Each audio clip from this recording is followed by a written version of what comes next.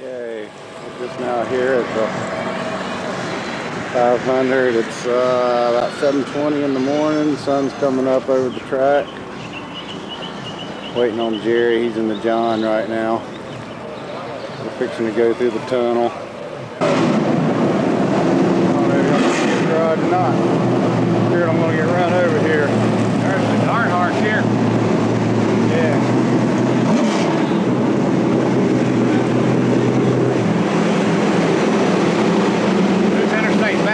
That's Bobby Labonte.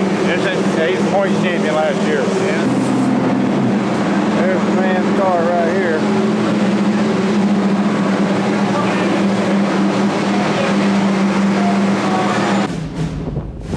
You're watching Fox Sports, home to the World Series, Super Bowl 36, and now the 43rd running of the great American race, the Daytona 500. Today, 43 of the best stock car racers in the world will take the green flag to start the Daytona 500, the biggest race of the year in what is arguably the fastest growing professional sport in America. It's a long way from the corporate hallways here outside Detroit to Pit Road in Daytona. But for one Big Three automaker, Dodge, the journey back to NASCAR started right here. Will Dodge win the Daytona 500? No one knows. But one thing is clear. Dodge is back. Finally, the countdown is over. It's time to go racing.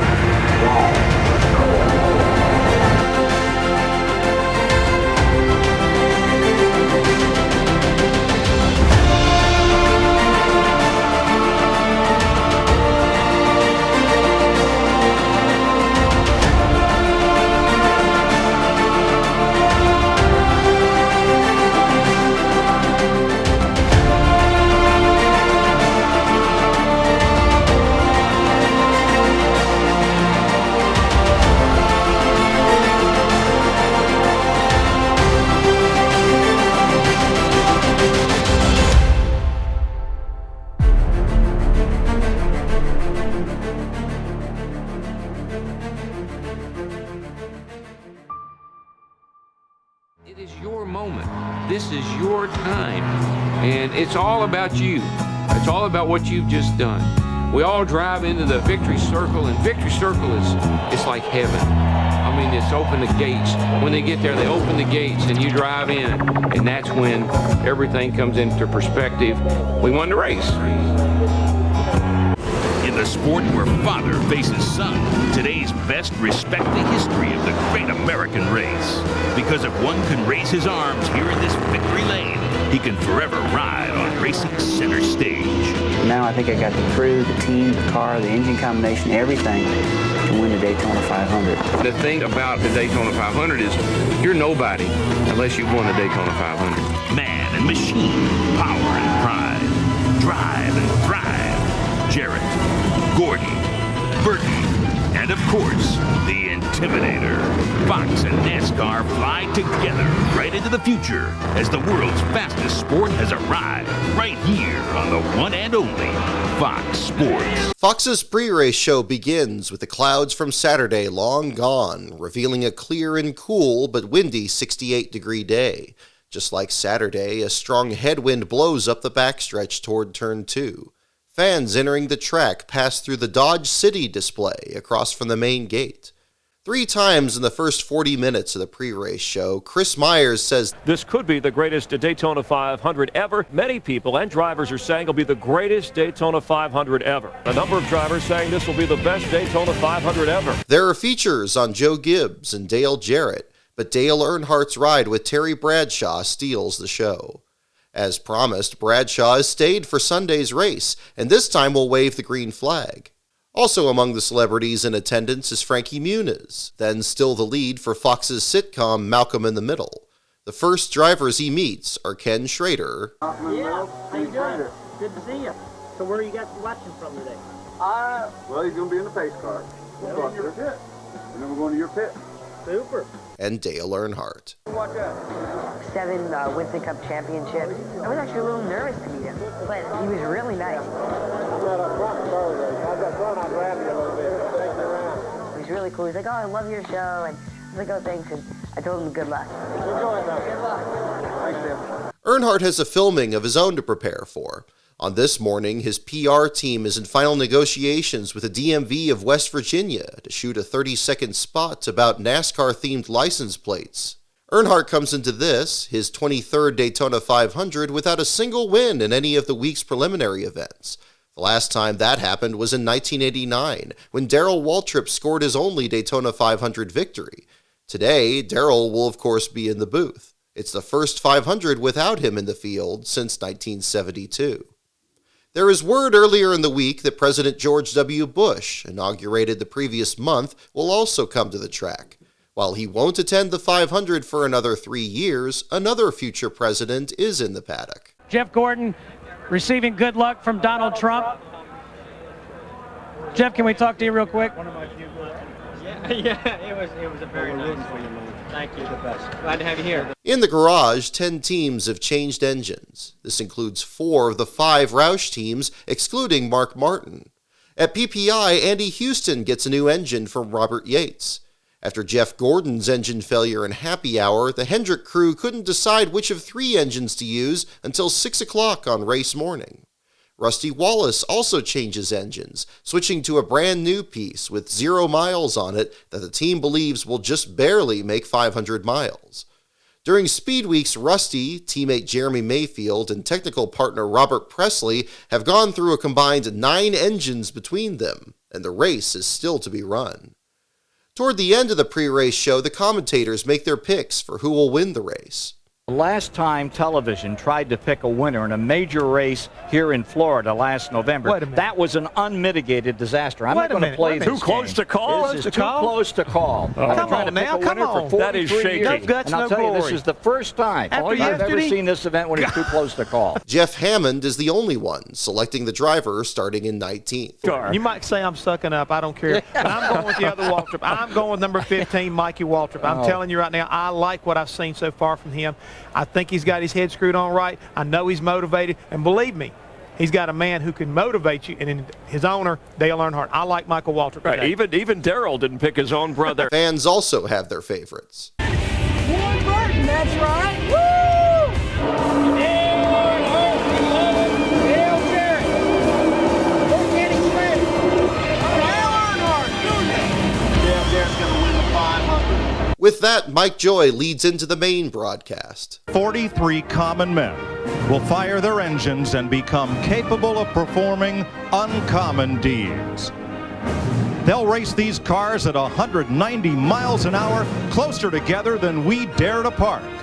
And at the end of 500 miles, $1 million and immortality await the winner. Just before opening ceremonies, a moment is taken to remember Adam Petty. Today, Adam Petty would have been the 4th generation to race in the Daytona 500. Great-granddaddy Lee won the first one in '59. Grandfather Richard is a record 7-time 500 winner. But 19-year-old Adam Petty lost his life in a practice crash last May. Today, Kyle Petty starts his 20th 500, driving his late son's number 45. Dick Berggren is with him. Kyle, your boy's number, his colors, his team. What does it mean to you to start this race in this car today? You know, I think it's like I said before, just to start this car, this is like the culmination of a dream to bring this team, the Sprint 45 team, to the Winston Cup level. Adam's just not here to enjoy it, but, you know, it was just part of the dream. So for us, it's pretty emotional. It's been pretty emotional all week, to tell you the truth, and it's a little bit now. Sorry about that. Good luck to you today, Kyle. All America's riding with you. That night, Fox Sports Net plans to air a new episode of their documentary series Beyond the Glory, which will focus on the Pettys and Adam's loss in particular. It's scheduled to air just before the post-race show, NASCAR Victory Lane.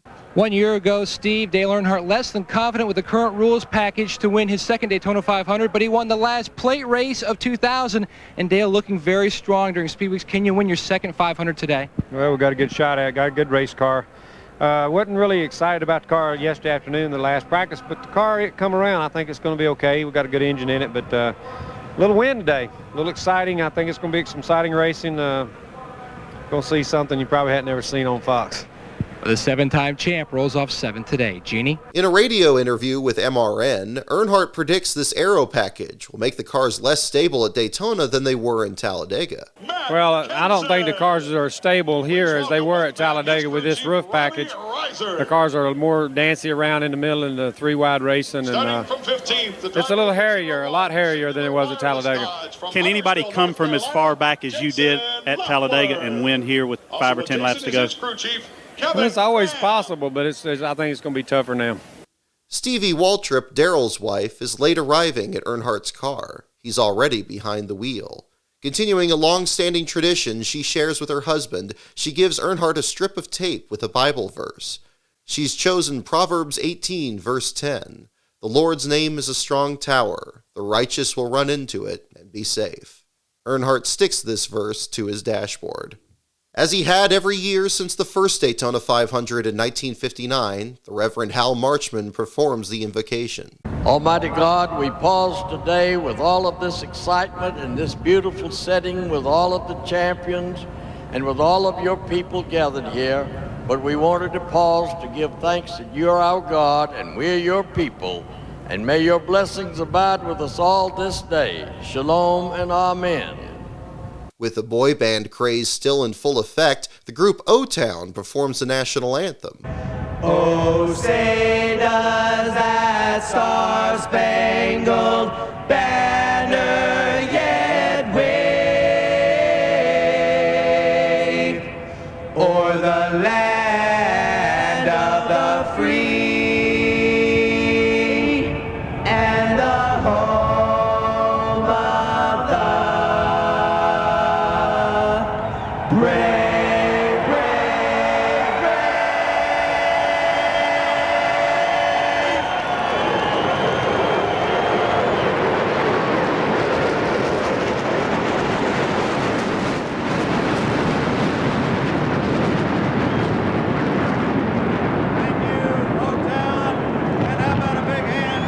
Like Dodge, Fox, and NASCAR itself, Dale Jarrett's sponsor UPS has thrown everything into this race. Giving the command is the company's president and CEO, Jim Kelly. On behalf of the 350,000 UPS employees around the world, gentlemen, start your engines!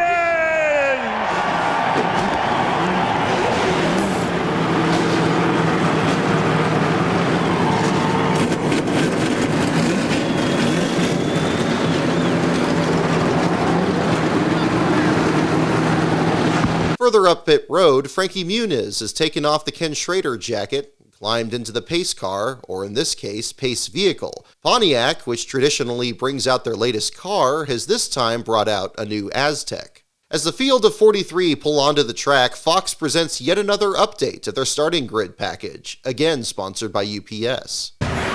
Bill Elliott has his 4th pole for the great race. First time in a Dodge, and Stacy Compton his first front row start ever. Row 2, 2-time 500 winner Sterling Marlin, and Thursday's qualifying race winner Mike Skinner. Row 3, Jerry Nadeau having a little fun here. Last fall's Atlanta winner, and Dale Earnhardt Jr. a close second in the Twins Thursday. There's the Intimidator, Dale Earnhardt, the 98 champion of the 500 and last year's runner-up. Jeff Burton. Andy Houston is a rookie. Ward Burton, last year's Darlington winner, 05. In the 6th row, former Pepsi 400 winner Jimmy Spencer and Rusty Wallace, who's not yet won a restrictor plate race, maybe today. Row 7, Jeff Gordon, the 97 and 99 500 champ, and Ken Schrader, who has 7 top 10 finishes in this race. Jason Leffler makes his Winston Cup debut. He's out of USAC Midget Racing, and last year's Rookie of the Year, Matt Kenseth. Jeff Purvis in the big dance for the first time in 5 years, and Ricky Craven, who finished 3rd here in 97. Michael Waltrip, 5th in 1999, and Dave Blaney in his 2nd 500. Youngest driver in the field, Casey Atwood, age 20, and Mark Martin, 3rd in 1995, his best finish. Kenny Wallace just picked up a sponsor this morning for that car, 6th start for the veteran, and Tony Stewart, who won 6 races last year. Steve Park, last year's Watkins Glen winner, and Kurt Busch, the rookie from the NASCAR Truck Series. Mike Wallace, the middle of the 3 racing brothers from St. Louis, and there's Kyle Petty carrying Son Adams colors. Row 15, Buckshot Jones racing for the Petties, and Ricky Rudd finished third way back in 81. Dale Jarrett is the defending champion of the 500. Joe Nemechek makes his 7th start in this race. Johnny Benson, who led last year until 5 laps to go. There he's still saying, what happened? Terry Labonte, the Iceman, 2-time Winston Cup champ. Bobby Hamilton, 11th Daytona 500 start. And John Andretti, who won here in July 97. There's the Winston Cup champ, Bobby Labonte, 2nd in 1998. Jeremy Mayfield ran 3rd in that year's race. Robert Presley makes his 8th 500 start. And from Virginia, Elliott Sadler, his 3rd 500. Robbie Gordon made his Winston Cup debut here in 1991. The open-wheeler joins truck champ Ron Hornaday. Finally, Brett Bodine gets the last provisional start, the 13-year veteran from New York State. Among the reports from pit road is Jeannie Zalasko's on Dale Jarrett. During the drivers' meeting, Jarrett worked out a deal with Johnny Benson and Bobby Labonte to stay in the back while the race played out. Conservative the entire week, Jarrett doesn't plan to make his move until the final 100 miles, a complete departure from his dominating run a year earlier. Again, thanks to his sponsor, Jarrett carries one of 10 onboard cameras in the field, joined by Ron Hornaday Jr., Ricky Rudd, Tony Stewart, Mark Martin, Dale Earnhardt Jr., Mike Skinner, Bill Elliott, and Michael Waltrip. During the test, Waltrip's camera isn't working. Johnny Benson and Elliott Sadler fall behind Brett Bodine in their backup cars. And with that, the field of 43 address the starter stand. Pace vehicle is in. The 43rd annual Daytona 500 is set to get underway. Terry Bradshaw waves the green flag. We're racing. Coming to the green flag, Bill Elliott and Stacy Compton get a massive jump on the rest of the field. So massive that Compton, still running 20-lap scuffed tires from practice, slots in behind Elliott. Further back, Michael Waltrip is the first to consider a 3-wide pass, cutting to the low lane entering turn 1. Coming off turn 2, Sterling Marlin breaks away in 3rd, while Dale Earnhardt links up with teammate Mike Skinner, both working past Jerry Nadeau, who has no help. By turn 3, the two Childress cars are side by side, with Marlin, who is Dale Earnhardt Jr. in his draft. Skinner tries to pull high in turns 3 and 4 in a bid for the lead, but Elliott ditches Compton to block, leaving Compton to deal with Earnhardt. Elliott pulls to the low lane in the tri-oval, and for the first time since Buddy Arrington in Atlanta in March 1983, a Dodge leads a lap of a Cup Series points race. Skinner slots in behind Elliott for 2nd, but as Marlin and Jr. get the run up high, the 31 car falls back. By turn 2, Marlin is already drawing even with Elliott, with Jr. and now Jeff Burton behind him. Still another Dodge enters the battle off turn 2, as Ward Burton ducks out of line by himself. Earnhardt, stuck in the middle lane, pulls out of line in front of Ward to reform the inside line. But by then, Marlin has taken the lead, Elliott dropping back into the clutches of Skinner. The outside line continues to move off turn 4 until the top 4 pull in front of the now 5th place Elliott. Across the stripe, it's now Marlin, Jr., Jeff Burton, and Rusty Wallace. Marlin leads his first lap of the race, and Dodge remains perfect. The leaders remain single file while the pack behind tries to sort itself out. Elliott ducks out of 5th to size up Rusty, while Earnhardt and Ward are still trying to make something happen on the inside. Heading into turn 3, Jr. in 2nd peaks to Marlin's outside for the lead, but Jeff Burton in 3rd strands him, pulling low with fellow Ford driver Rusty. Marlin chooses to block the Fords, but Jr. holds his own up high as Skinner rushes to his rescue.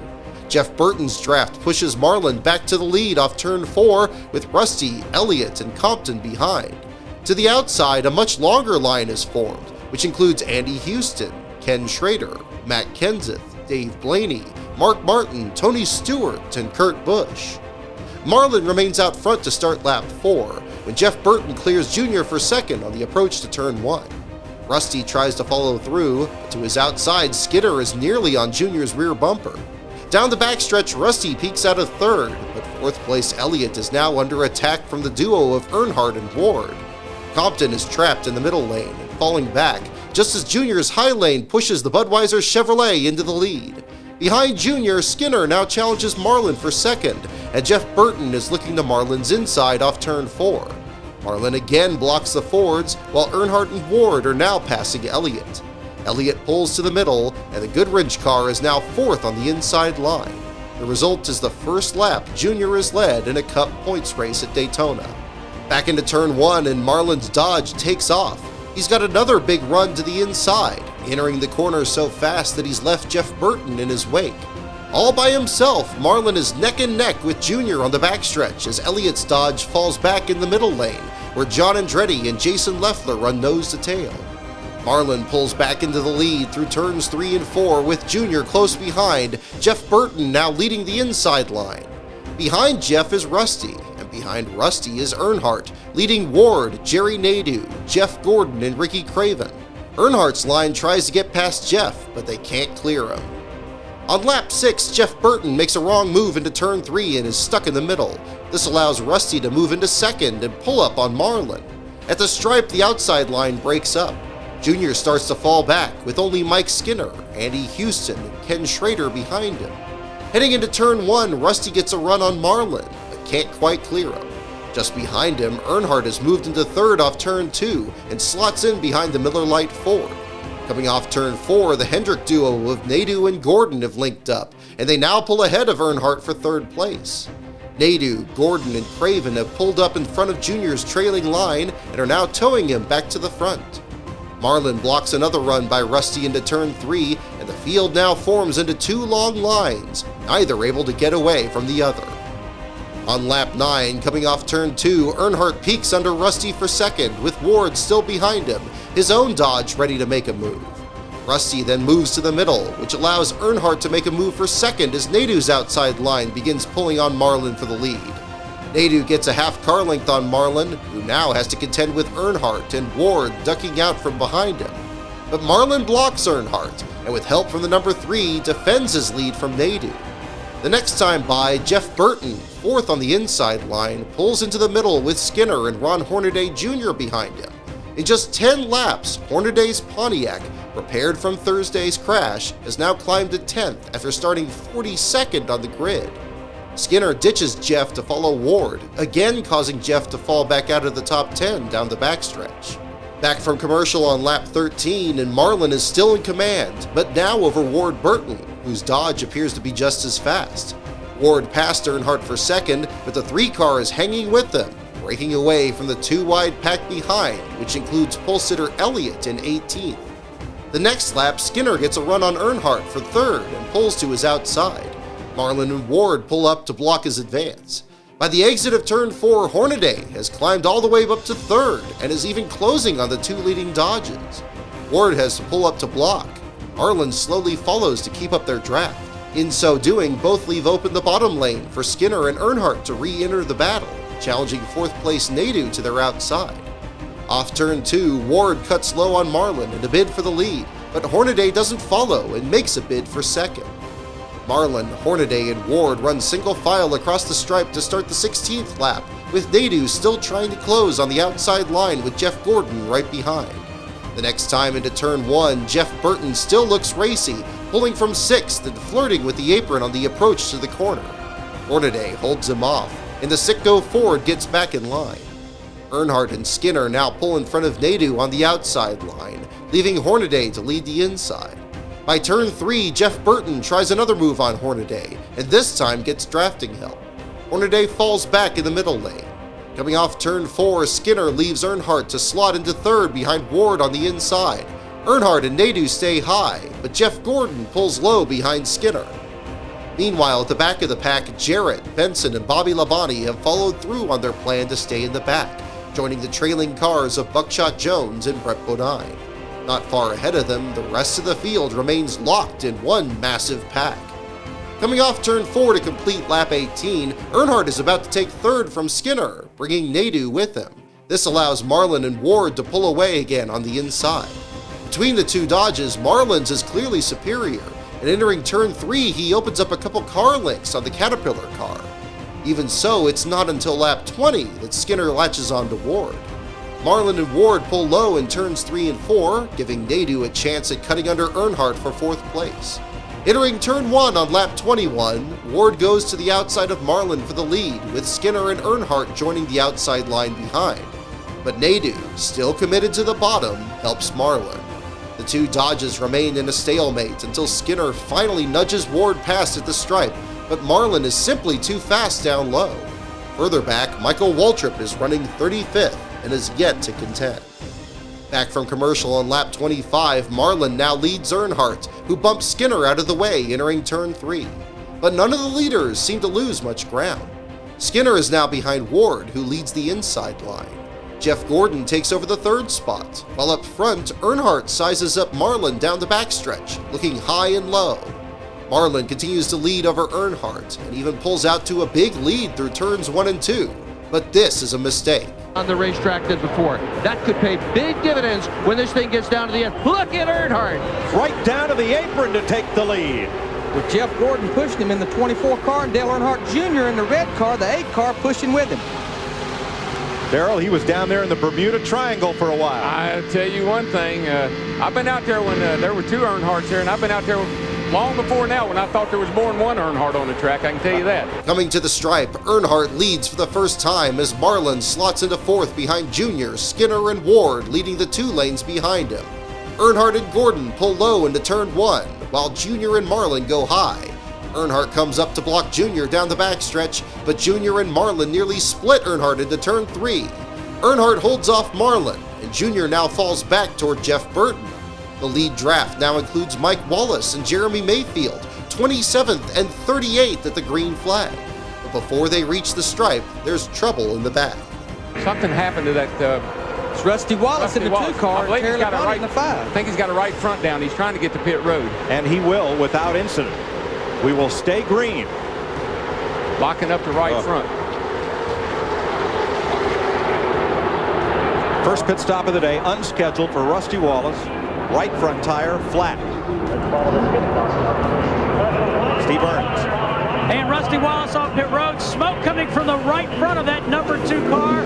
We understand he may have come down pit road too fast. Over 18 coming into the Daytona 500. 15-second penalty for Rusty Wallace. He's going to go a lap down with that. 15 seconds here. That's from here to eternity. Especially while they're out there under green, they're coming off 4 now, so he's definitely going to go 1 lap down, but you can't run faster than 55 miles an hour. And here they go by him right there, so he is 1 lap down. By the time Rusty rejoins the field on lap 30, most of the cars are still in one pack, with only a half dozen or so lagging behind. In the booth, Darrell Waltrip explains that Rusty's cut tire was because the crew put in too much camber. Regardless of cause, Rusty is now in last place, the only car off the lead lap, and with no lucky dog, he'll have to get his lap back the hard way, at a track where he's enjoyed little success.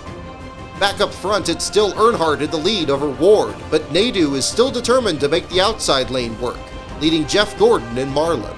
By turn 3, they're close enough to the lead that Earnhardt pulls up to block. Ward then gets a run down low, and Earnhardt blocks him again.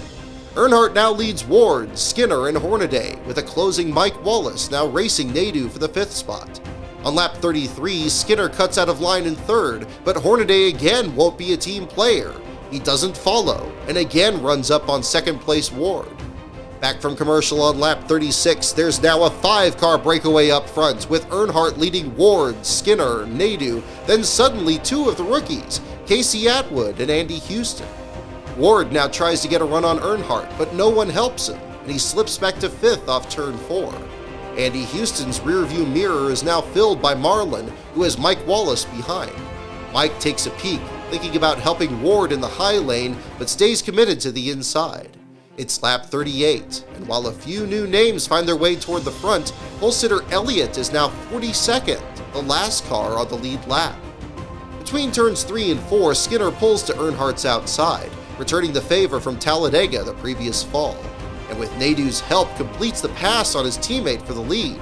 But with Marlin now behind him, Earnhardt still hangs on to 3rd, racing Atwood to his outside. Earnhardt can't clear Atwood, so Skinner takes the lead for the first time. Perhaps today, in his 145th career start, Skinner will finally claim his first Winston Cup victory. On lap 39, Atwood builds up his courage and pulls to Nadeau's outside in a bid for 2nd. He can't complete the pass. They remain side by side for nearly a lap. Somehow, Rusty has managed to not only not lose another lap, but climb back into the top 10 in the lead draft. He now has drafting help from brother Mike, who keeps him near the front in case of a sudden caution. Up front, Skinner plays both lanes down the backstretch, while Earnhardt falls back on the inside line. Earnhardt is less frustrated with his teammates than he is with the win down the backstretch. His team has made multiple changes in happy hour, including the oil cooler. But for now, Earnhardt remains among the leaders, with green flag stops set to start in the next few laps. Ken Schrader's crew talks with Skinner's about coming in together. Heading into turn 3 on lap 41, Marlin begins another charge. He gets under Nadeau for third, who drops back in the middle lane. He then dispenses with Atwood for second and keeps the momentum going, swinging under Skinner in turn 1 and completing the pass before he even gets off turn 2. While Skinner, Earnhardt, and Ward have consistently run up front so far, Marlin's car is clearly in another lead. Seeking his third 500 win and his first checkered flag since 1996, Marlin has established himself as the clear favorite to bring Dodge back to victory lane. Back from commercial on lap 45, Skinner has taken the lead back from Marlin, bringing Atwood back to second and Houston to third, with Mike Wallace still helping Rusty to fourth inside of Ward. Houston then loses fourth to Schrader, with Earnhardt now up to sixth, working to the outside of the 7 car. The average speed is now 182.3 miles per hour, besting Buddy Baker's race record in 1980, and all 43 cars, including the lapped Rusty Wallace, are still in the lead draft. That is until lap 47, when there's trouble off turn 4. Purvis. I think that's Jeff Purvis, who bounced off the wall, coming off turn number 4. Caution is out. The caution is out. And I don't think the leader got it. Running around the 36th spot at the time, Jeff Purvis loses a right front tire and slams the outside wall. He pulls to the apron of turn 1 and stops, the right side of his car completely flattened. Under this first caution of the race, Purvis's day is done. But with NASCAR still allowing races to the caution flag, the question quickly becomes whether Rusty can get his lap back from Skinner. And Rusty Wallace is hollering on his radio, tell him to let me by, let me get back in the lead lap. Come on, guys, back off. The rule, though, is you need to be in touch with the leader to race him back to the line. He's coming. He's coming, but I don't believe Sterling and Skinner and those guys are going to let him beat them back to the line. If I'm Skinner's crew chief, I'm saying, look, Rusty Wallace has got a fast race car. We don't need to let him back on the lead lap. And they don't. But Skinner doesn't slow down, and Rusty, fourth in line, remains one lap down, now 42nd ahead of Purvis. With 41 cars still on the lead lap just before green flag stops, all come down to jam pit road.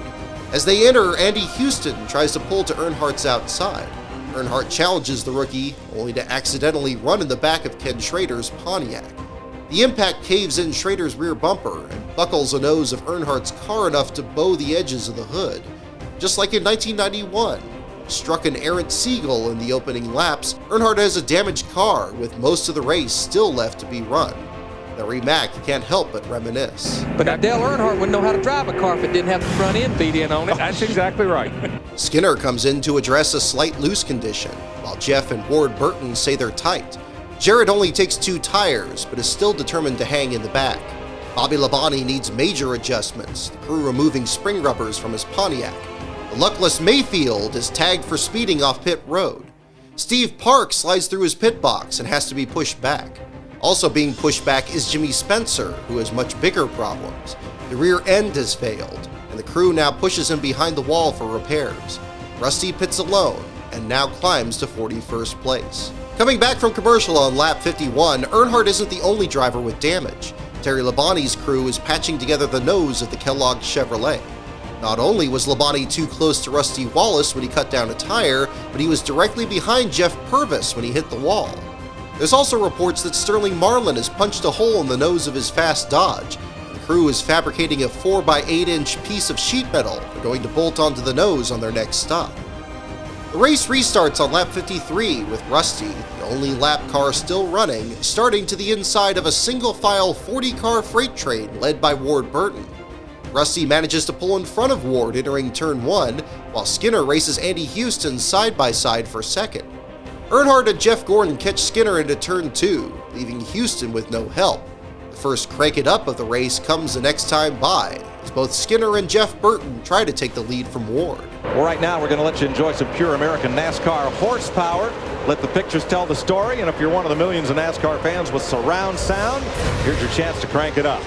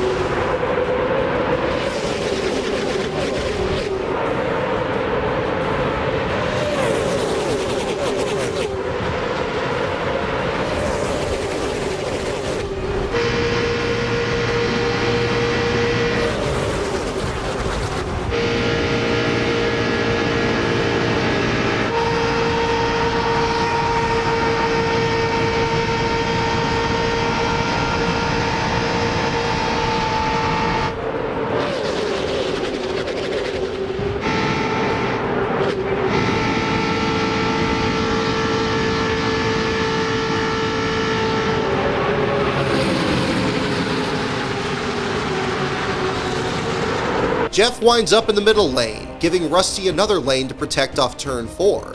From there, the rest of the field begins to bunch up behind Rusty, forming a 3-wide mass on lap 55. The quick caution Rusty needed has not happened, and worse, despite the hole in his car's nose, Marlin is back up to second, with now Kurt Busch in the mix for the first time, running the high lane with Mike Skinner. Marlin makes another bid for the lead, but Rusty and Ward come down to block, and Kurt moves up to 5th, suddenly best of the Roush Brigade. On lap 56, Junior links with Marlin in a bid for Ward's lead, but Rusty blocks high on the approach to turn 1. Junior then cuts low with Ward, stranding Marlin and allowing Rusty to pull away. Junior now leads Kurt.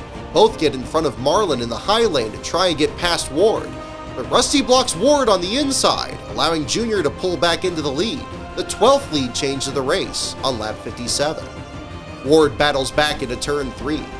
Further back, Ricky Rudd, who's not yet been a factor, reports he has a vibration and starts to lose ground into turn 1. Up front, Rusty still keeps a tenuous hold on the lead lap, blocking both lanes down the backstretch. He begins to pull the inside lane clear of the outside, with race leader Ward now pacing Mike Wallace, and for the first time, the Viagra car of Mark Martin. Casey Atwood also re-enters the picture, cutting out of the inside line to try Hornaday for 4th. This traps Hornaday in the middle lane, and back he goes. Back from commercial on lap 63, and the leaders have finally dispensed with Rusty, who hangs around the 11th spot in the lead draft. Ward still leads through turns 1 and 2 over Junior, and now Ward's teammate Dave Blaney into the 3rd spot, the best the Amoco car has run so far. Perhaps 2 Bill Davis racing cars will be able to match Sterling Marlin's pace. On lap 64, Fox debuts a new graphics package. Now at Fox, we'd like to bring a lot of innovations to NASCAR, including a way to help you at home identify the cars more easily than before. It's not quite ready, but we'll give you a small taste of what we're doing. There you see that pointer aiming at Ward Burton, help you find him if we're talking about where he is in relation to rookie Casey Atwood. Fox Tracks will point out their speed as of the moment. It's an innovation that we'll hope to get all the bugs ironed out and roll it out for real in a couple of weeks. But just another way those of us at Fox are trying to help those of you at home enjoy NASCAR racing. During the test, the top 6 pull single file on the inside lane, with Marlin in 4th, Earnhardt 5th, and Marlin 6th, with 7th place Hornaday not far behind. Marlin tries to get under Earnhardt at the stripe, but Earnhardt throws the block. Entering turn 1, Hornaday is again on the march. He jumps to the outside ahead of Kurt Busch, leading a line that's now racing Marlin to the inside. Ahead of them, Ward continues to lead a now 5-car breakaway. The next time by, Earnhardt peaks under Martin, who throws a block. It's then that Jimmy Spencer, 16 laps down, returns to action in the 42nd spot. As Spencer comes up to speed, Ward is now leading a 10-car single-file line that includes Rusty Wallace's pesky lapped car. Marlin peaks to Earnhardt's outside, but has no help. On lap 68, all 5 rookies in the field are running between 8th and 17th place, led by Hornaday, who qualified worst of all of them and was slowest at happy hour. It's a remarkable turnaround, and the best that AJ Foyt's team has looked yet. The single-file lead pack continues to grow as Ward continues to log laps out front, but through turns 3 and 4, Earnhardt looks to the outside of Blaney for 3rd, bringing Marlin and Schrader with him. At the other end of the field, Bill Elliott is still back in 38th, having run 37th or worse since lap 26. When we return for commercial on lap 74, there are 2 lines again, with Ward leading the inside, and Marlin again up high and closing fast. Earnhardt, now second, pulls to Ward's outside entering turn 3, but Blaney strands him to stay with his teammate down low. This allows Marlin to pull back into the lead, with Earnhardt now in a 3-wide battle for second between Ward and Schrader. The battle remains tight at the stripe as Hornaday and Houston have lined up in the middle to form a new lane. Past the stripe, Schrader clears Earnhardt for second and gets a run on Marlin. Marlin tries to block, but this time can't get away. Jeff Burton is helping Schrader. Earnhardt again tries to hold back Ward while Hornaday joins the outside lane, stranding Houston in the middle lane. Hart down the inside. Under Marlin, 3 wide through the trioval, and he almost took the nose off Marlin's car coming back up. Schrader leads his first Daytona 500 since 1996. Exiting the trioval, Ward pulls low, trapping Marlin in the middle. There have now been 15 lead changes among 8 drivers. Coming down the backstretch, Marlin finds a spot in the outside line, joining the train that Schrader leads into turn 3. Earnhardt and Ward have now pulled away from the inside line that's coming apart behind them. Jeff Burton cuts under Schrader for the lead in turn 3, but he can't complete the pass, and Earnhardt pulls up to his rear bumper. All this allows Mark Martin to cross the stripe in second behind Schrader, with Hornaday in third trying to pull ahead of the inside line. Despite the tangle with Earnhardt on pit road, Schrader is showing impressive speed and is now in pursuit of his first Cup win in nearly a decade. But coming off turn 2, Martin ducks out behind Schrader, cuts to his inside, and completes the pass for the lead. Sterling Marlin is again back among the leaders, racing on the outside of Earnhardt and Ward on the approach to turn 3. Heading through turns 3 and 4, Hornaday moves under Schrader to draft with Mark Martin in still another bid for second place. Then Hornaday's run stalls as Earnhardt catches him. Mark Martin stays out front, and after 77 laps, a Ford leads this 500 for the first time. But Martin's reign doesn't last for long. Earnhardt's push gets Hornaday right up to Martin's rear bumper, and the Pontiac cuts low on the approach to turn 1. With Schrader still holding the high lane, Martin's stuck in the middle until he cuts in front of Marlin's Dodge in the high lane, where he locks onto the bumper of teammate Kurt Busch. It's A.J. Foyt's car. Sterling's back there. Earnhardt underneath him. Hornaday takes him downstairs. Thinks better of it. Good thinking. Schrader leads this lap. Wow. Ward now tries to replicate Earnhardt's move and sets up Hornaday into turn 1, peeking under him on the approach. Ward completes the pass and is again chasing Earnhardt as the 2 lead cars on the inside. But Hornaday isn't done and searches both lanes for a way around Ward down the backstretch, determined to lead for the first time. Schrader and Kurt Busch are now leading, but Martin is still under Schrader trying to retake the top spot. That is until Kurt pushes Schrader so hard into turn 3 that they open up some distance over the Viagra car. Jeff Hammond, who worked with Kurt late in the 2000 season, remarks on this new talent. Mike, I'd like to add the young man you watching back in that 97 car, Kurt Busch, driving for Jack Roush. I worked with him about 7 races last year, and I got news for you. The kid is probably one of the sharpest drivers I've ever worked with, including you, Darrell. I'm telling you right now, the kid has got some talent. He's had a really tough 11 days here at Daytona, but Jack and the rest of the crew have worked very hard on 97 car, and they've got him up there in the front right now. It looks like he's doing a very good job. Schrader pulls low to pick up Mark Martin, allowing Kurt to lead the outside line until both move back in front of the number 97. Schrader now leads a single-file procession down the backstretch, but Earnhardt and Ward are still peeking out of line. Schrader pulls low, trapping Martin up high as Earnhardt pulls Ward into second and third, Marlin not far behind in fourth. Just before commercial, Larry Mack has a theory as to why Schrader's car is so fast. Look at the back end there of Ken Schrader's car. See, that's where, remember, Earnhardt got into him on pit road.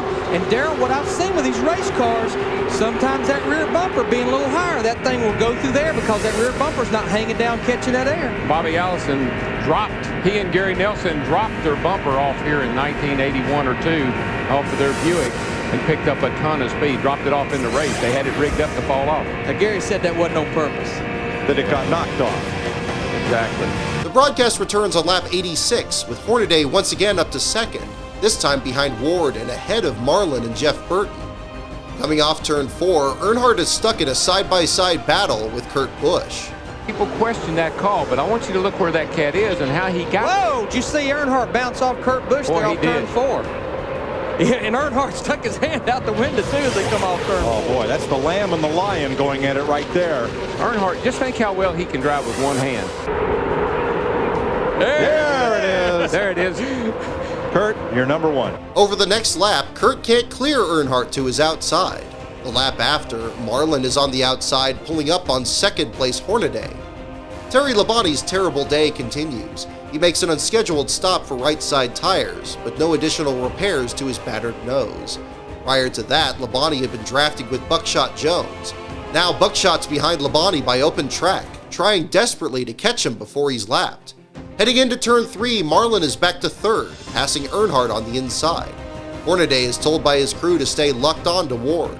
Despite this, Hornaday continues to search for a way around Ward, who's led a race-high 27 laps. On lap 90, we are now within 12 laps of a second round of green flag stops. In turn 1, Earnhardt looks high on Marlin for third, as leaders catch Buckshot Jones, who's now within sight of Terry Labonte. Jones pulls low on the backstretch, then Labonte is lapped as they cross the stripe. After another commercial break, we pick up on lap 94, where Tony Stewart's running a distant 35th, apparently on the same strategy as teammate Bobby Labonte.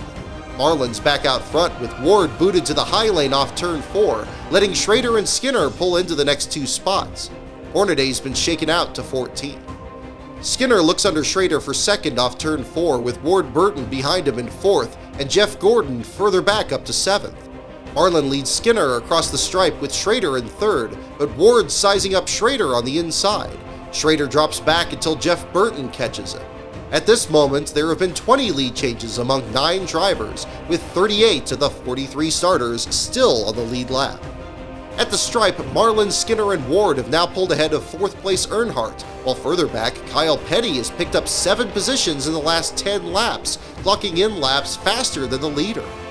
Heading into turn 3, Marlin is stranded up high and dropping back to Skinner, as Skinner and Ward pair up to move past. Marlin slots behind Ward, but opens the door up high for Earnhardt and Schrader's big run up high. But off turn 4, their run stalls, and Marlin hangs tough on the inside in a battle for 3rd. Marlin's car continues to run so fast on its own that it keeps up with Earnhardt and Schrader through turns 1 and 2. Further back, Gordon and Hornaday try to form a line on the inside, but their run also stalls. For turns 3 and 4, Earnhardt finally clears Marlin, but is about to lose Schrader in the process. Schrader catches Earnhardt in the tri-oval as the cars begin to stack up 3 wide. Among the cars in this pack is Michael Waltrip, who's climbed up to the 12th spot with Junior behind him. Heading into turn 3, both get a good run on Rusty's lapped car. Skinner and Ward cross the stripe to start lap 100, again with open track over the field. Earnhardt catches the lead duo through turns 1 and 2 and starts pulling to Ward's outside. He then follows Ward off turn 2, while Schrader looks to the outside of Earnhardt in a bid for 3rd. The two remain locked in a door-to-door battle, with Marlin closing the gap, but it's no longer a battle for position. Earnhardt ducks onto pit road with Marlin and Hornaday. Skinner crosses the stripe to receive the crossed flags. We're past the halfway mark. Richard Childress makes the call for Earnhardt to take 4 tires, the crew giving the hood a couple thumps to try to knock it back flat. Hornaday gets 4 tires, as does Marlin, along with a tear-off in the patch the crew made earlier. Earnhardt leads Marlin and Hornaday off pit road, well ahead of Stacy Compton and Jason Leffler, who came in with the 3 of them but had slower stops. The next time by, Skinner comes in with more than a dozen cars, including Ken Schrader, Kurt Busch, Kyle Petty, and Bill Elliott. Skinner and Elliott get 4 tires, with Skinner also receiving a chassis adjustment. Petty's crew lets a wheel get away, which rolls to a stop at the infield grass. Petty will have to serve a penalty, but it will be a few laps before NASCAR discovers that the tire is his. Ward takes over the lead, but the next time by leads 17 other cars down pit road, including Jeff Burton and Junior. Further up pit road, both Elliott Sadler and Bobby Labonte have to pit at steep angles, blocking an unlucky Jeremy Mayfield between them. Ward and Jeff Burton get 4 tires, with Ward receiving an air pressure adjustment. Junior's team nearly lets a wheel roll away, but a crewman darts out to grab it. The lap after, Rusty brings his lap car down pit road with Michael Waltrip, Buckshot Jones, and Jimmy Spencer. Casey Atwood also pits for a second time, having come in 2 laps earlier with Skinner's group. Atwood's crew discovered they left the lug nuts loose, so as they're secured, the crew adds more fuel and pulls tape off the nose. Hornaday also comes back in to serve a speeding penalty. During the stop and go, he stalls the engine. AJ is upset, his car's strong run coming undone. Skinner reassumes the lead on lap 105. He pulls high entering turn 3, which gives Jeff Gordon a big run to his inside ahead of Earnhardt and Steve Park, whose Pennzoil Chevrolet is among the leaders for the first time. Skinner comes down, but Gordon is already there, and as the two race off turn 4, Gordon gets loose. It's the opening that Earnhardt needs. Assumes the lead. Earnhardt chopping on his back bumper, cuts to the inside. And Skinner will lead this lap from Earnhardt by about a foot. Also entering the lead battle for the first time is Ricky Rudd, his vibration from earlier apparently solved. Kyle Petty serves his penalty for the wheel rolling into the infield grass on his pit stop. Heading into turn 3, Gordon keeps Skinner in the lead, with now Earnhardt and Steve Park working the inside.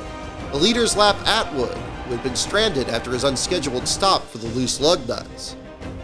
The next commercial break ends at lap 109, where Jeff Gordon leads the 500 for the first time. As a winner in 1997 and 99, numerologists suggest that today will be Gordon's third victory. Now running second is Ricky Rudd, whose Haviland car is running the best it has all day. But Earnhardt shakes Rudd out of line, and the 28 plummets out of the top 5 as Earnhardt latches onto Gordon's bumper. By this point, the field is nearly reformed into the same massive pack from earlier, with only a few trailing cars. This includes Kenny Wallace and the penalized Kyle Petty. Marlin peeks inside Park for third entering turn 1, but gets back into line. Fox experiments with Fox tracks again. Unnoticed as the field rolls into turn 3, there are multiple close calls. At the far right of the screen, you can see Kenny Wallace close too fast on Kurt Busch and has to jump out of the high lane. Behind them, Andy Houston gets into the back of Casey Atwood, whose car is dead sideways before the camera cuts away. Mike Wallace continues to show impressive speed in Jim Smith's car, cutting low on Rudd, who had just climbed back into the 5th spot. Jeff Gordon still leads over Earnhardt and Park, but the nation's rent car is now between Skinner in the high lane and Marlin to his inside in a battle for 4th. Wallace clears Marlin and pulls down in front of his Dodge as the leaders cross the stripe. Up front, Earnhardt looks under Gordon for the lead, and Park stays with him to strand the 24. As Earnhardt leads, Gordon manages to stay with him on the outside. It's a 25th lead change in 112 laps. On the approach to turn 1, Marlin looks under Mike Wallace for 4th, with Ward staying in his draft. Michael Waltrip, steadily making his presence known, tries to make a move up the middle. Down the backstretch, first Ward, then Marlin duck out of line to the inside, sizing up Gordon and Park. Marlin gets past the Pennzoil car, but Gordon comes down to block, stranding Park in the middle. Park quickly finds a hole between Skinner and Nadeau as they form a 3rd lane that also includes Jeff Burton and Jr. Earnhardt remains out front with Gordon high and Marlin low behind him in a tight race for 2nd, both just ahead of a large pack forming up behind them. Earnhardt and Marlin form up a line with cars on the inside, but Gordon rallies back up high through turns 3 and 4, pulling ahead of Skinner and drawing even with Mike Wallace for 3rd. Mike pulls up high, splitting Gordon from Skinner, but this reunites Ward with Earnhardt, who has lost the lead to Marlin. Marlin and Gordon cross the stripe 1st and 2nd over Mike Wallace and Earnhardt. Gordon gets a run on Marlin for the lead, but pushes high off turn 2, nearly opening the door for Mike Wallace. Not far behind is Rusty, who's still running 37th, as he's been unable to earn back his lap for nearly half the race distance. Park pulls to the middle lane and slips back from 4th, while Mike Wallace pulls up to 2nd behind Jeff Gordon, now leading Schrader and Jeff Burton.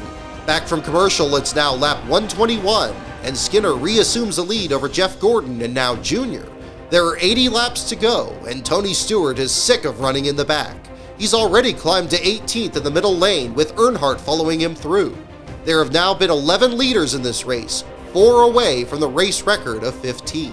Earnhardt remains in the middle lane, where off turn 2, a hole nearly closes between Jeff Burton and Kenny Wallace. Up front, the leaders have caught both Robert Presley and the penalized Ron Hornaday, who have each been lapped in 35th and 36th place. But like Rusty, both have fast enough cars to lock onto the leaders, with Hornaday following in Skinner's tire tracks. Further back, Nadeau gets shaken out of line with tire marks down the right side of his car. Ward gets a run on Skinner for the lead in turn 3, having charged from 9th to 2nd in 1 lap, and now pulls out front once more. Rudd climbs to 2nd, while Skinner is stuck further back in the middle lane. Speaking of the middle lane, check out Jeremy Mayfield. After lacking both speed and luck all week, he is up to the 5th spot, but very much in the middle of the hornet's nest. Ward and Rudd try to break away, but the pack is just as fast. So fast, in fact, that by the exit of turn 4, Gordon gets a run on the high lane, with Skinner down low, swallowing both Ward and Rudd. Ward manages to block Gordon, but Skinner gets under Rudd, trapping the 28 car in the middle for the 3rd time in this run alone. For the first time since he led lap 56, Dale Earnhardt Jr. is back and holding 3rd on the outside lane. When Gordon moves low behind Ward, Jr. stays high and begins to draw even with the Caterpillar car, then completes the pass off turn 4. Tommy Baldwin, Ward's crew chief, says the 22 car is still pushing bad off turn 2 because of the wind, and that this gets worse when other cars are around him. Junior leads again at the stripe. There have now been 31 lead changes in 125 laps, the most in the Daytona 500 since 1996, which had 32. The tying lead change is already happening. Marlin and Mayfield get a run on Junior into turn 1 and pull their way by on the backstretch. Marlin flies into turn 3 over Mayfield and Ward, with Junior still holding fast up high, thanks to Park and Schrader catching up. Skinner has now joined the inside line behind Ward, 4th in the procession. Back from commercial, it's lap 130. Ward Burton is back out front, holding the high lane over Marlin as they head into turn 2, but one car has fallen off the pace. Matt Kenseth is running by himself in turn 3 with a broken right front shock. Not a factor the entire week, Kenseth is running 3 miles per hour off the leader's pace in 34th place, the nose of his car porpoising through the tri-oval. The crew still can't decide whether to bring him in or not. Back up front, Skinner draws even with Ward and retakes the lead, but Gordon ducks out from behind with another run into turn 3. Skinner now drops back in the middle. Even Earnhardt strands him by staying 3rd on the inside line in front of Kurt Busch. Finally, off turn 4, Skinner cuts in front of Stewart to take 5th on the inside line. But Stewart is also under attack as Robbie Gordon ducks out of line, climbing to 9th. After running the fastest lap in opening practice, then losing an engine in the 125s, Robbie Gordon has yet to contest the lead of this race. On lap 104, he was 34th, but now he's following Stewart up the ranks. A lap before, he routed Ricky Craven out of the way down the backstretch. But on lap 133, Stewart gets the spot back into turn 3 with the help of another driver who's been absent for much of the running, Joe Nemechek. Oh, yeah. Mikey Waltrip getting squeezed in the middle. Man. Skinner latches onto Earnhardt, both trying to climb back to the front through turns 1 and 2. Just like that, Earnhardt's back up to 4th. Not far ahead, Ward cuts high to block Marlin, while Jeff Gordon and Ricky Rudd try to pull alongside down low. With 134 laps complete and 66 to go, there are still 34 cars on the lead lap. Rusty Wallace is 37th. He stayed ahead of the one-lap down drivers of Terry Labonte, Casey Atwood, and Kyle Petty, but since Robert Presley and Ron Hornaday have just been lapped, he now has to catch and pass them in traffic just to be the first car 1 lap down. In the final 3 spots, Buckshot Jones is 2 laps down in 41st, Jimmy Spencer is 17 down in 42nd, and Jeff Purvis is still the only retiree. Jeff Gordon's inside line stalls out. Ward reassumes the lead by open track, putting Gordon in a race with Marlin for 2nd down the backstretch. As Marlin begins to advance, Kenseth finally pits as he now has debris on his grille. Crew takes the opportunity to look under the hood and check the broken shock. The next time by, Dave Blaney is off the pace, creeping down pit road. The team lifts the hood and believe they have a broken crank. The engine is blown, and Blaney becomes just the 2nd driver out of the race. Back up front, Blaney's teammate is still out front, but Marlin gets another run on Ward Burton up high, bringing Kurt Jr. with him. Ward and Jeff Gordon fight back off turn 4, and the 22 remains out front to complete lap 137.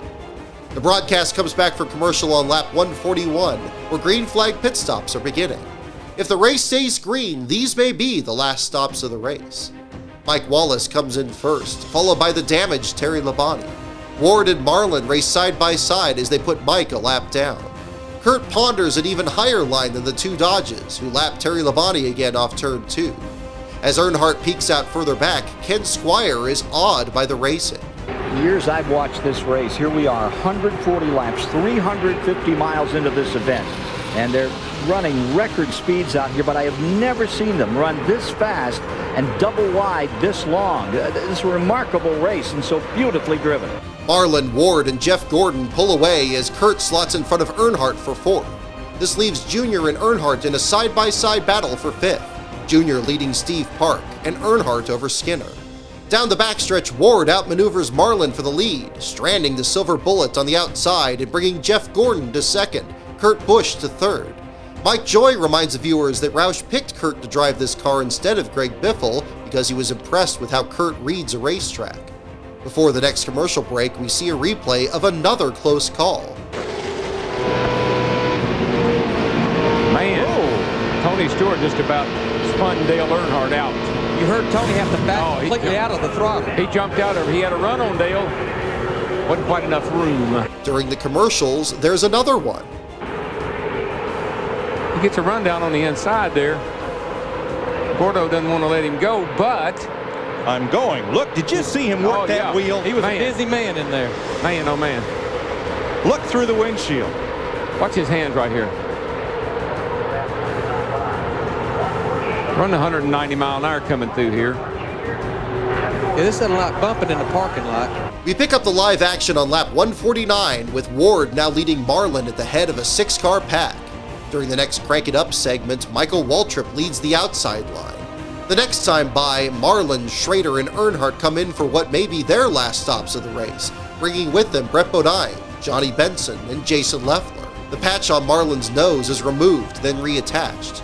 Robbie Gordon comes in the next time by, leading Kenny Wallace, Ron Hornaday, and Kyle Petty. Robbie's crew has issues with the right front, while Kyle slides through his stall and has to slam into reverse. The next time by, and here comes Jeff Gordon over Steve Park and Kurt Busch, bringing Jeff Burton, Ricky Rudd, Mike Skinner, and several others. The 24 slides over the line and has to back up. Jeff Burton gets air pressure and wedge adjustments. Kurt gets 4 tires. Skinner gets left side tires and a track bar adjustment.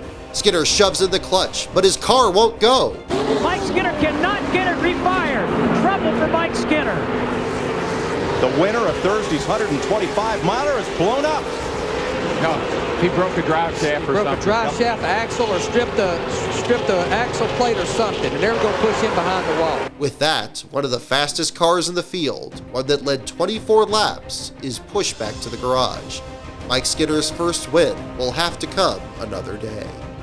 As Skinner pulls behind the wall, Ward Burton finally pits ahead of Michael Waltrip.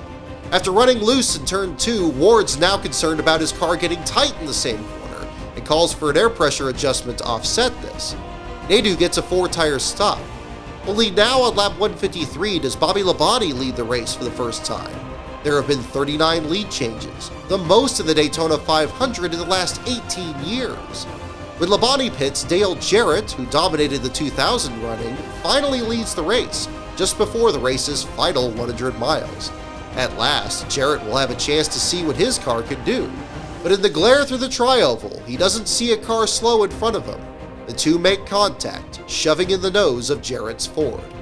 Jarrett pits with nose damage, but the moment the lead falls back to Sterling Marlin, 2 more drivers find trouble.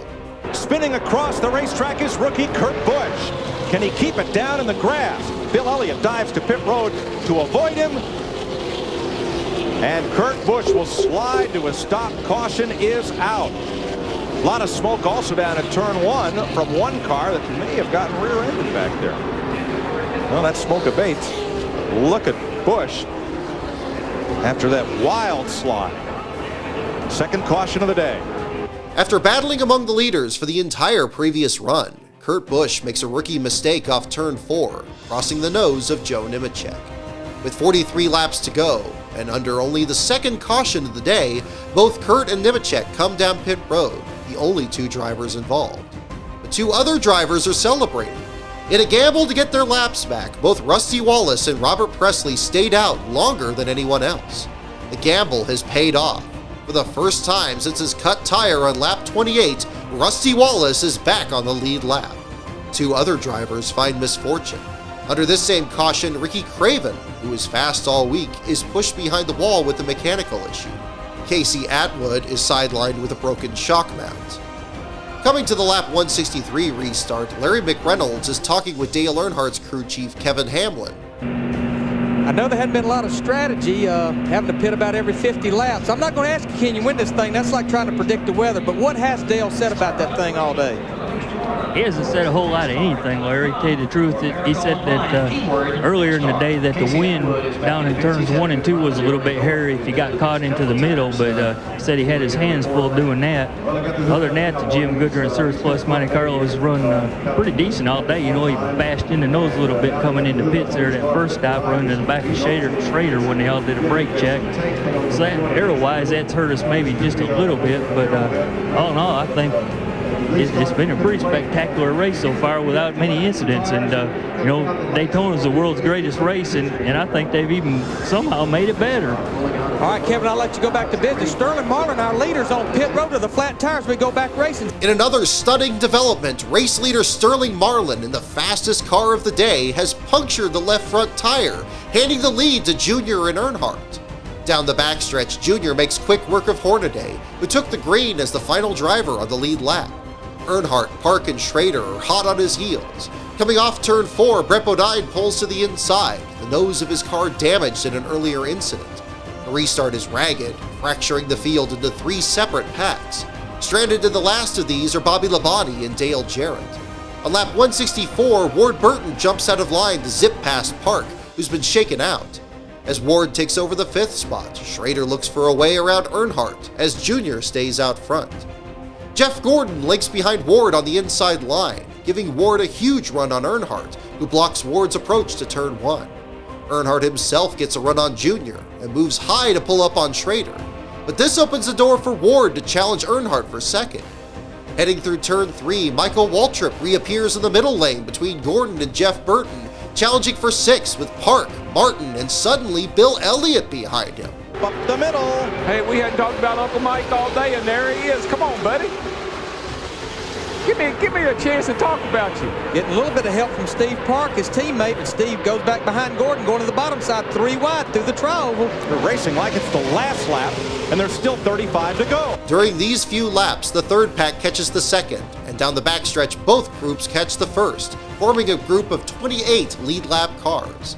Some distance behind, Kurt Busch and Joe Nemechek are both still running despite damage from their wreck, and Sterling Marlin is even further back.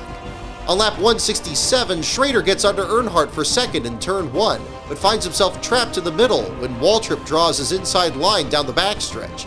As an upset Mike Skinner is interviewed in the garage, Waltrip's freight train charges through turns 3 and 4, all the way into the lead. It's lap 167, and for the first time, Michael Waltrip is leading. But these guys are really, really hungry. They had me in a hell of a hot rod right here. This car was pretty awesome today, and felt like our chances was good, but we keep knocking on that door. We'll get it kicked down one of these days. Doing what they can to get back out. Most disappointing, he wasn't having any problems before he went into that pit. Steve? Well, Jeannie, here is the problem for Sterling Marlin. It may cost him the Daytona 500. Left front tire off of his Dodge. Puncture hole. Goodyear tire engineer says it went all the way through right there. New leader, Steve, Michael Waltrip. There's a Waltrip leading the Daytona 500. All right. As Mikey leads a single file line of Jeff Gordon, Steve Park, and Ken Schrader, we've now had 43 lead changes. The 1974 record of 60 may just lie 32 laps ahead. Like so many before him, Michael Waltrip doesn't stay up front for long. The next time by, Jeff Gordon gets a massive run into turn 1 and pulls to the high side, and Park goes with him. But Ron Hornaday's lap car is still fast enough to stay with leaders and keeps Waltrip in the mix. Heading into turn 3, Park sets up Gordon with a run of his own, and Schrader eventually follows, allowing Waltrip to close on them both. Waltrip's car keeps closing, getting a run on Schrader off turn 4 with now Ward Burton in his draft. Park gets a piece of the wall, but stays in front of Schrader. Hornaday is behind Ward, but once again, here comes Robbie Gordon dive-bombing into the tri-oval. It's lap 169, and Steve Park leads the 500 for the first time, meaning all 3 DEI cars have each taken a turn up front. He's the 14th different leader, one shy of the record. For Robert Presley, his time on the lead lap ends. After getting his lap back, he falls off it again with an unscheduled stop. Johnny Benson makes a stop too. The engine on his favorite Pontiac has dropped 2 cylinders. Up front, Waltrip, Jr. and Earnhardt shake out Ward, who's suddenly stuck in the middle. Jr. and Earnhardt stay with Waltrip as they try to pass Park on their outside. Waltrip clears Park in turns 3 and 4, bringing Jr. to 2nd and Earnhardt to 3rd ahead of Ward, with Park now battling Rudd for 5th. Down on the inside, Robbie Gordon is closing on Stewart, who's forming a line around the 10th spot. The leaders now lap Benson, who limps down the backstretch. Craven returns to the track nearly 15 laps down, soon to be followed by Skinner. There are 41 cars on the track, with Blaney and Purvis the only 2 out of the race. 29 laps to go. Michael Waltrip leads Dale Earnhardt Jr. and Sr. in the Daytona 500 on Fox.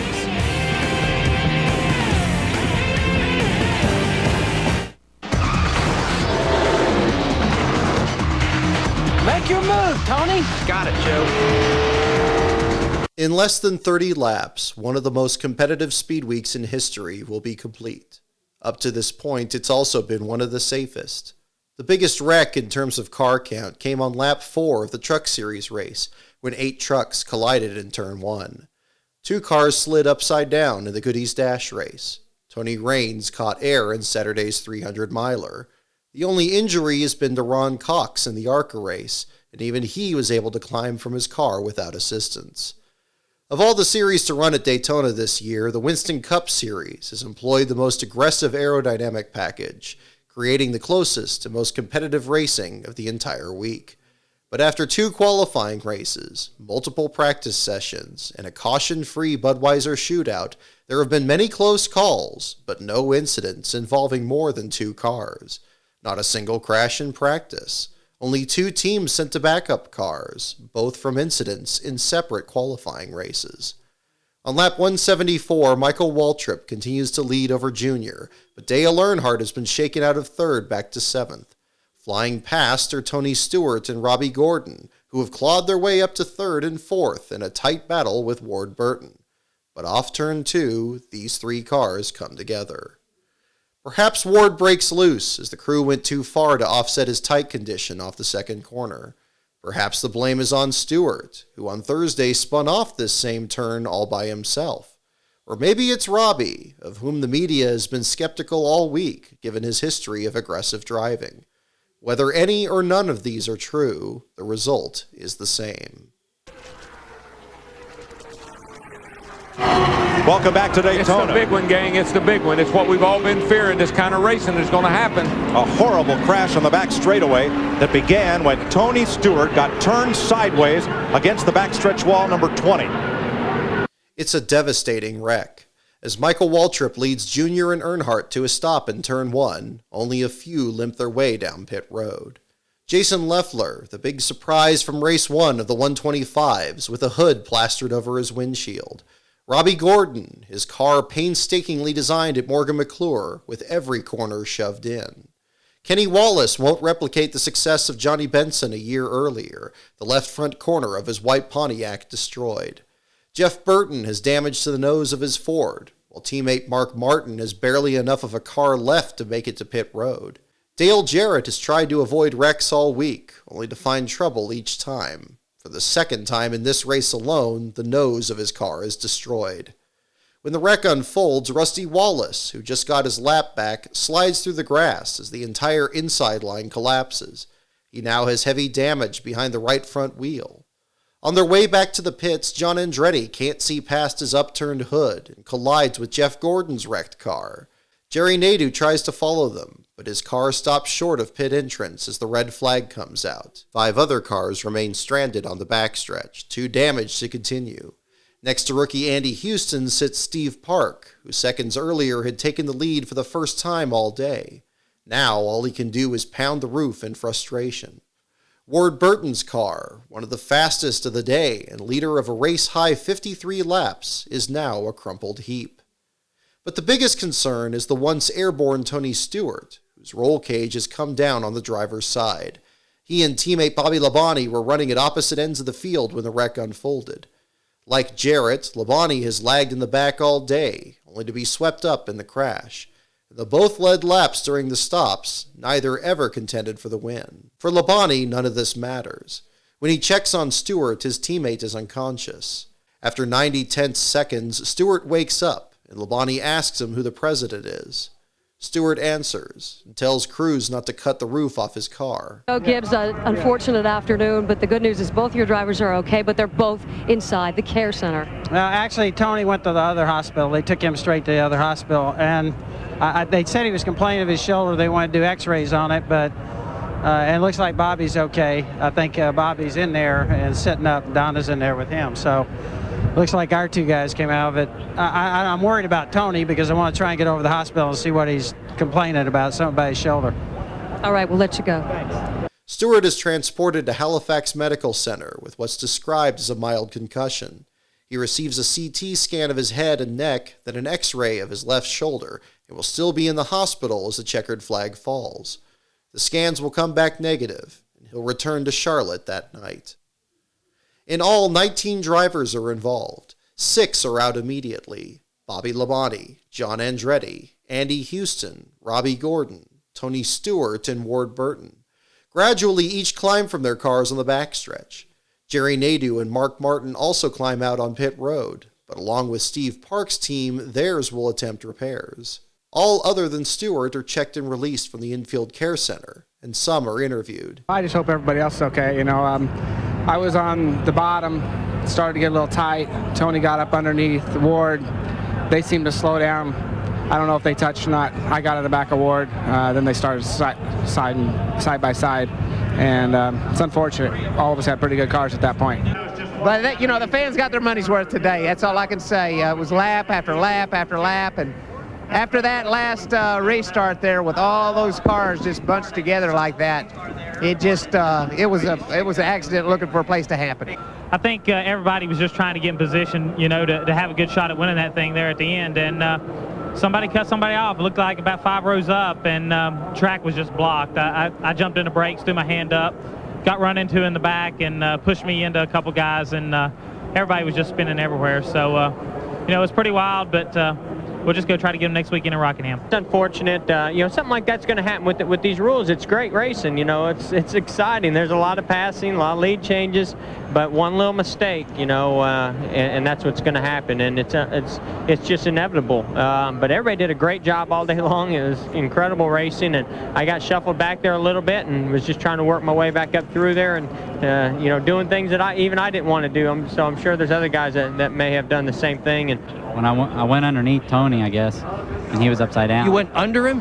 Yeah, he was upside down, and I could see him, and as he passed over, I think he was on top of another car. So, it's fortunate we have a lot of safety in these cars.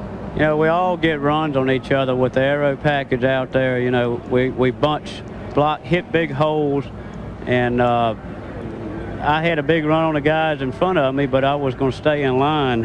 And I guess from what I'm being told, the 4 car hit me. Somebody just hit me and didn't use the head enough. The problem is with this racing, the closer we get to the start-finish line, the end of the race, the wilder it gets. And I just feel bad for my team. It gave me a hell of a race car, and we were going to have a shot at it. But now we're sitting in the garage and not out there running. But for the guys that got hurt, especially Tony, I hope Tony's okay. During the delay, Jeff Hammond takes the opportunity to highlight the safety features of the current Cup cars. To demonstrate this, he uses a cutaway version of Dale Earnhardt's car, which is parked just behind Victory Lane. You see this 1 3/4 roll bar tubing that's above the driver's head. Our head restraint as far as the window net's concerned to keep the arms inside the car.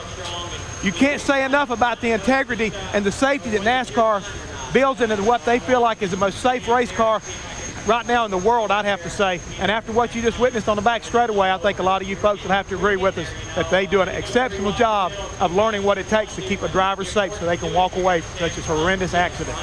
Earnhardt is one of the few drivers who barely avoided involvement in the crash. In the replay, you could see both he and Mike Wallace pull to the low lane as Ward's wrecking car cuts left. Mike drives through the grass and barely maintains control. But behind Earnhardt, Ward hits Hornaday's lapped car in the door, then closes off the track for every car running behind. A few running further back are able to slow in time to arrive once the wreck is over, including Bobby Hamilton, who perhaps lagged back to help his damaged teammate and Joe Nemechek. After the dust settles, both Hamilton and Nemechek are still on the lead lap. Joining them is a downright lucky Sterling Marlin. Were it not for his flat tires suffered just before the previous restart, he almost certainly would have been swept up in the accident. Instead, the fastest car of the day was running by itself, nearly 3/4 a lap behind the main pack. It escapes completely intact. But perhaps the luckiest driver to come out of the big wreck is Jeremy Mayfield. After a disastrous speed weeks, where his had consistently been one of the slowest cars, Mayfield is right in the middle of the wreck as it unfolds. But as other cars plow into the pileup, Mayfield slows down just enough to sneak through the grass and under Stewart's flying car. While the results do include him in the wreck, and he does receive some repairs on pit road after the red is withdrawn, Mayfield comes out with the least damage of any car around him, still on the lead lap. Despite the size and scale of the calamity, it takes just 16 minutes for NASCAR to display the yellow flag. Work resumes on 11 damaged cars still on pit road. Like Mayfield, Hornaday only requires minor repairs and remains a lap down. On lap 179, Terry Labonte is rolling, revealing even more damage to the front of his car. Jason Leffler turns one lap with the hood of his car removed, then pulls behind the wall, ultimately taking 34th. With no playoff system nor crash clock in place at the time, the remaining laps will see damaged cars try to complete as many laps as possible while running on the apron. Of this group, Dale Jarrett will complete the most, 186 laps, or 13 after the wreck, salvaging a 22nd place finish. The leaders come down pit road for what will now be their final stop of the day. I just like tell my mom I'm okay because she's home worrying about me right now, but it's the same old thing, everything we hope we can avoid in a super speedway race, and I'm really not going to blame it on the racetrack or the new rules. We had some great race cars out there that were driving good. The show was awesome. It's just always the same people causing the same problems all the time. And it's just unfortunate for the Pennzoil team because we had a great race car this weekend, and we worked real hard over the wintertime to give us a car that was capable of running up front and to go up front and lead laps and run with my teammates and run with Dale and give us all an opportunity to win. To have it all go up in smoke like that, it's ridiculous. And it's just a shame there's a lot of laps left in the race still. Well, his team is working on his car. Pit stops are underway, Steve. And his teammate Dale Earnhardt Jr. just took 4 tires of gas, no chassis adjustments to Dale Earnhardt Jr.'s car. He has a shot to win this race. Jr. takes the lead over Ricky Rudd. Dale Earnhardt is third, Michael Waltrip fourth, and Mike Wallace in fifth. Bill Elliott holds a 6th spot over Ken Schrader in 7th, Sterling Marlin 8th, Bobby Hamilton 9th, and Jeremy Mayfield 10th, ahead of 11th place Stacy Compton. Still on the lead lap despite damage are Joe Nemechek, Jeff Burton, Rusty Wallace, and Elliott Sadler, though none of these 4 are expected to contend. From an entry list of 52, starting grid of 43, and after a 19-car pileup, these 15 lead lap cars, 11 of them still intact, will now contest the finish in an all-out sprint. 21 to go in the Great American Race. Dale Earnhardt Jr. leads Ricky Rudd, Earnhardt, Michael Waltrip, Mike Wallace, and pole sitter Bill Elliott. Coming off turn 2, Rudd looks on the inside of Jr. for the lead, but all this does is link Earnhardt and Waltrip with Jr. in the high lane. Elliott and Marlin have also paired up in their Dodges, dispensing with Rudd and charging toward the front. Coming off turn 4, Earnhardt throws the block. Sterling Marlin was a lap down, or almost a lap down. He's working his way into 5th position, going for 4th. Again off turn 2, Marlin gets under Elliott for 3rd, bringing Hamilton and now Compton with him. Earnhardt pulls to the high lane, but falls back into the clutches of Elliott on the approach to turn 3. Marlin charges to 2nd, with Hamilton racing Earnhardt for 3rd. Meanwhile, Waltrip looks under Compton off turn 4, with Rudd and Schrader behind him. Hamilton comes down in front of Waltrip. By now, Jr. has opened up a big lead with Marlin some distance behind in 2nd. Marlin looks low down the backstretch. Earnhardt pulls high to follow Jr. until Marlin sweeps by on the inside, and Earnhardt chases the silver Dodge into turn 3. It's now Marlin, Earnhardt, and Jr. in the top 3 spots. In the tri-oval, Waltrip clears Hamilton for 3rd and gets a run on the outside of Earnhardt for 2nd. He then comes down between Earnhardt and Marlin, heading into turn 1. Waltrip, surprised that Earnhardt led him in line, pulls high in front of a trailing Rudd, while Earnhardt chases down Marlin low. Then Earnhardt rejoins Waltrip, pushes high into turn 3. For a moment, it's a 3-wide battle for the lead between Waltrip, Earnhardt, and Marlin, but Earnhardt slots in front of Marlin. Coming off turn 4, it's a drag race between Waltrip and Earnhardt. By a fender, Earnhardt leads his 17th lap of the day, and the 25,714th of his career. Coming down the backstretch, Waltrip gets a run past Earnhardt, then frantically switches between all 3 lanes on the charge to turn 3. At the stripe, there have now been 49 lead changes, matching the mark of Earnhardt's win at Talladega the previous October, and the most lead changes of any race in the last 11 years. And though he's barely contended for the lead until now, Waltrip finds himself in position to end a streak of 462 career races without a single win. As Waltrip, Marlin, and Jr. pull away, Earnhardt holds down the 4th spot over Hamilton as leaders fly past wrecked cars on the apron. One of these is smoking into turn 1. Down the backstretch, Earnhardt reels in the 3 leaders. As he does, Marlin gets a run on Waltrip for the lead and pulls to the outside. But this allows Junior to stay with Waltrip, as Earnhardt and Hamilton slot in behind. For what seems like the first time all day, Marlin can't complete the pass, and his run stalls. Down on pit road, Terry Labonte and Johnny Benson park their damaged cars. Junior stays in Waltrip's tire tracks as the top 5 run single file, but Marlin's outside line is strengthening again with Schrader, Rudd, Elliott, and the lapped Robert Presley closing behind him. Waltrip pulls high to slow their advance into turn 3 as Earnhardt blocks Hamilton behind. Nevertheless, Marlin is advancing again. Waltrip fights back on the inside line and pulls ahead through turns 1 and 2. Junior stays with his teammate and races Marlin for second. Waltrip gets a big lead, but when Junior and Earnhardt close, they stay in line heading into turn 3, with Hamilton and the damaged Rusty Wallace completing the inside line. Everybody said, why did Dale put Michael in this car? Folks, here's why he put him in there. Great driver. There are now 10 laps to go. Waltrip and Junior pull ahead in turns 1 and 2, with Earnhardt racing Marlin for third. Marlin's car is so fast down the backstretch that Ken Schrader can't keep up in the draft. Entering the tri-oval, the leaders go single file at the stripe to pass the damaged Buckshot Jones on the inside. This allows Waltrip to lead Junior, Earnhardt, and Hamilton in a 4-car breakaway. This is what we prayed for. It's what we've all talked about. Waltrip leads a now 5-car breakaway with Rusty, still fast despite heavy right-side damage, all the way up to 5th. Junior bobbles as he passes a damaged Kurt Busch entering turn 3.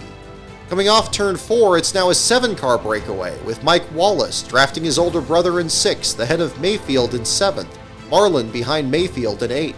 Darrell, your first ever race on Fox, you think it'd be like this? I have experienced everything unimaginable. I mean, we've had rain delays, we've had big wrecks, and now we got my brother leading the race with 6 laps to go. Waltrip and Junior are now some distance ahead of Earnhardt, who is also gapped the 2-wide pack behind led by Hamilton. Hamilton is fighting Rusty's damaged car to his outside. Coming into turn 3, Hamilton gets a run to the outside of Earnhardt for third, but the run stalls. The TV was going to be like this. I thought it was going to be a lot of easy work, fun. This is hard work. Well, it was until about 30 laps ago. 5 laps to go. Leading the Daytona 500 with 5 laps to go. Look at Sterling below the apron going into turn 1. Ducks back in the line just in time to get there. Rudd slots into 5th with Schrader to his outside. The result is another 4-car breakaway off turn 2, now with Waltrip, Junior, Earnhardt, and Marlin. The top 4 defend their positions, but Hamilton gets a run on Rudd heading into turn 3 in a bid for 5th. But Schrader comes down from the high lane in front of Hamilton to take the 5th spot away. Hamilton links with Schrader, and both pull to Marlin's outside, looking for 4th, but again they stall out. 4 to go. Jeff Burton's damaged car loses a lap on the approach to turn 1, leaving 14 cars on the lead lap. Steve Park finally returns to the track, the last driver to return from the big wreck. Through turns 1 and 2, the leaders lap Sadler and Kenseth, who are racing side by side. This puts Sadler a lap down, leaving only 13 on the lead lap.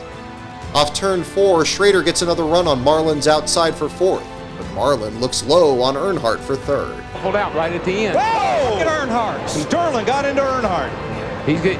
Dale is doing everything he can to keep Sterling behind him because Dale knows that Sterling's got a fast car. 3 to go. Earnhardt's block allows the outside line back into the picture as Schrader, Hamilton, and Rudd gain momentum. Schrader draws even with Earnhardt in turns 3 and 4 for 3rd, while Waltrip and Junior pull away again. 2 to go. Marlin again tries to challenge Earnhardt for 3rd, cutting the line approaching to turn 1, but again has to get back in line. Earnhardt pulls away as Marlin now has to contest 4th with Schrader. It's a 4-car breakaway into turn 3, with Marlin still hugging Earnhardt's bumper, again opening up distance on 5th place Schrader. Rusty races Hamilton for 6th. Last lap, Schrader finally catches Marlin into turn 1 as Earnhardt in 3rd remains a couple car lengths back of Waltrip and Junior. Coming off turn 2, it's every man for himself. Marlin looks low, looking to replicate his winning pass on Earnhardt from Thursday, but Schrader doesn't go with him and pulls high, trapping Earnhardt in the middle. Closing fast, Rusty doesn't help either of them, and after blocking Bill Elliott, catches Earnhardt's draft. Schrader gets an advantage, but Earnhardt again pulls ahead. Heading into turn 3, it's a 3-wide battle for third place. No!